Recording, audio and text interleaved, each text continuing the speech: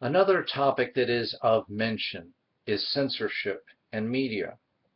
I know that we went through a huge kick at the end of the 80s where suddenly movies like RoboCop were not to be shown in their entirety because, oh noes, if a kid sees an on-screen person being dismembered via gunfire, they will grow up to be mass murderers. This is a thinking that has permeated our society, has waned but never fully gone away. And it had almost no discernible effect on the populace, as we're seeing in today's society.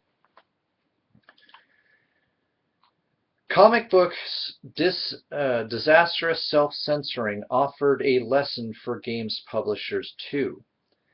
Now, in response to Congress trying to railroad comic books on the idea of indecency, because there was one panel that they put up there that if I remember correctly, and I've got a book on it that I'm still reading my way through about comic books propaganda and censorship, where the way that the arm looked and the way that the fold of the flesh of like the elbow looked, it looked like a naked woman. And a lot of times these indecency panels, that's what they do. They invent things that maybe look like something, but unless you're really looking for it, you're not going to notice it, kind of thing. Think of the music industry, where a song like Louie Louie, which is not a dirty song, was considered one of the most obscene songs, despite the fact that when the lyric sheet was finally presented, the only thing that one could make that was dirty was in one's own mind, and that the lyrics themselves were not dirty. Meanwhile, little, bubblegum pop type of songs like Love in My Tummy is actually revealed by the authors of the song to be a song that is an ode to the joys of oral sex. Yeah, try listening to that song the same way ever again. But there you go. Hidden in plain view sometimes can be some of the most obscene things, and let's face it, was there an increase in oral sex due to the listening of, or the ritualistic listening of the song Love in My Tummy? I don't think you could substantiate that. But oh noes, that's obscene. If we ever teach kids about sex, or they hear about it, they'll want to have it. Instead of, if we teach kids about safe sex, they're more likely to have safe sex, since teenagers are going to engage in sex whether we like it or not. Teenagers themselves are sexual beings, whether we like that fact or not. I can't say as a parent I'm entirely okay with it, but were my parents ever okay with it with me? Of course they were not. Anyways, sorry. Censoring violent comics did not reduce juvenile delinquency or increase literacy, reasons the International Game Developers Association. It decimated the publication of one of the few kinds of literature that at-risk youth read for pleasure. The IGDA, the foremost group representing video game developers, wrote to the Vice President Joe Biden in a letter dated Tuesday. A lot of constituencies are weighing in on the gun violence debate as Biden's task force examines the issue, which will mean looking at cultural influences, violent media, and mental health concerns in addition to gun control proposals. The IGDA asked Biden to carefully consider how he led the discussion surrounding the visual cautions about the rush to scapegoat popular entertainment, video games, upheld statuses as works of free expression protected by the Constitution. The studies disclaiming links between violent media and violent crime. But it's interesting that the IGDA would bring up the censorship of comic books. It was legitimately devastating, not just to specific titles and publishers, but to an entire genre and industry as a whole. And it was self-inflicted. In fact, the development of the Comics Code Authority is almost a template for for the creation, 40 years later, of the Entertainment Software Ratings Board, or the ESRB. Comic aficionados are well familiar with the Seduction of Innocence book by psychiatrist Frederick Wertham, which in 1954 indicted one hell of a moral panic against, or incited, one hell of a moral panic against horror comics, and, amongst other things, insinuated that Batman and Robin were gay lovers. Oh dear God, why? The Comics Magazine Association of America, formed that year, introduced along with the Comics Code Authority, the CCA, wiped out EC Comics, popular horror and crimes titles, and it took 15 years before major publishers challenged its authority. The ESRB arose from similar circumstances in 1994. Oh joy, you've heard me talking a lot about that. Senate hearings on video game violence echoed the Senate Subcommittee on Juvenile Delinquency investigating comic books 50 years earlier. Rather than fight the threat of federal regulations, the Entertainment Software Ratings Board was born. Nowhere near as pretty as the draconian, as the CCA, which banned undead creatures. No, really. And prohibited depicting law enforcement in ways that encourage disrespect of authority. The ESRB is likewise criticized for fixation on sex, and more objectionable than violence, and more than just a board's rating of ETM and the like. They come with content descriptors that themselves can result in damaging self-censorship. I've written about the absurdity of drug references and alcohol references before. Links to all relevant articles will be down in the underbar.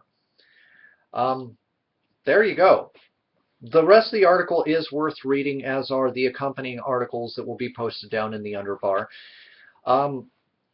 I remember reading about this. I remember seeing interviews with Stan Lee. I remember seeing the fallout, and I'm again reading a book that's specifically targeted about how comics started out on some levels as a means of propaganda and evolved into a medium that was then blamed for childhood delinquency, violence and aggression in teens, and amongst other things, immoral acts such as an apparent rise in masturbation amongst teen children. And it's ridiculous. It's always been ridiculous. There was a famous case, and I wish I could find this because I'd done a persuasive speech about the evils of censorship, or the needs for more responsible and more serious censorship in my junior high days. There was a play going on that I believe just featured nudity, and the public was outraged. A senator publicly went to the show, because this wasn't one of these like, oh, the senator was caught at the show, tee-hee. You know, he was going to see for himself how obscene this play was. And he voted, instead of to censor the play or outlaw the play, to uphold the rights of the play to exist. And he said, and I quote, "I voted not because I relish profanity, but because I am so against censorship where it is not needed." And I've always carried that quote with me. I've always carried the spirit of that quote with me because it's true. You know, it's like when we cut out the actual vocals when somebody says, you know, drops an F-bomb. Oh, because kids will not understand what this person was saying, especially if they hear the first part of it. Oh, you know. Or we alter it in those ridiculous ways, like the ever-famous, "I'm tired of these mother-loving snakes on this Monday to Friday plane." While hilarious and worth watching again and again, You know, it's like when my mom had bought me a Red Hot Chili Peppers album, and then she saw the sticker on the front and suddenly decided to care about the lyrical content of the music that I was listening to. Never mind that I knew way worse things than were ever on that album. For the record, it was Blood Sugar Sex Magic, one of the Peppers' best albums, in my opinion, but I digress. Um, and you know, she fought with her own sense of morality because this was not something she felt should be done, and yet I was arguing that I already know this stuff. In fact, when she sat me down to have the talk, I said, I know, Mom, I know. And when it comes time for that, I also know what's best to do in terms of safe sex. In fact, most of my early sexual exploits were completely safe. Although that didn't last long, as everybody knows from the fact that I have a child whom I raise on my own. Go me. It's a farce to think that censorship is really protecting kids from anything. They have friends, they have the internet, they have so many ways in which this stuff still gets to them, and have we seen a true rise in delinquency? Have we seen a true rise in violence? No, generally we have not. If anything, we've seen a decline thanks to titles that have come out that have featured pushing the boundaries more and more of violence and, in some cases, nudity. You know, do kids need to be told that doing drugs is really bad? Oftentimes not. They usually understand it, or they have family members who are struggling with addiction, and they have real life uh, views of the consequences of these people's actions. But yet, no, we're going to rate this for blood, intense violence. Partial nudity is my favorite, because if you even just show one butt cheek, that's partial nudity. Because even if it's a male butt cheek, somehow that's showing a private area that is not to be seen. That's considered obscene and nude. Strong language, strong sexual content, even though there's no humping. This isn't the hot coffee mod. And use of drugs and alcohol. Because yes, if anything, this game has glorified for me the uses of drugs and alcohol, and I now want to go out and use drugs and alcohol because I can't think for myself and I have no moral compass within myself. Can you see now why I keep telling everybody to just grow up?